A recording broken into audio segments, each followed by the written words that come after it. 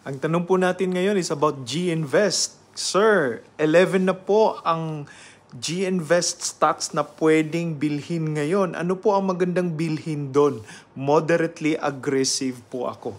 Well, to tell you frankly, hindi po ako bumibili ng individual stocks. I buy mutual funds, exchange-traded funds, o mga UITF. So these are pooled funds. Ang advice ko po sa inyo, kung moderately aggressive po kayo, pwede po ninyong i-balance ang mix ng stocks and bonds. And then pwede rin po ninyong lagyan ng money market funds. Now, depende sa percentage mixture po ninyo. Kung moderately aggressive kayo, siguro mga 60% stocks, 40% bonds ang nababagay sa inyo. Depende po yun sa inyong taste, no? Depende po yun sa inyong aggressiveness. Kung napaka-aggressive nyo po, medyo mataas po ang inyong percentage doon sa stock investment po ninyo, component sa inyong portfolio.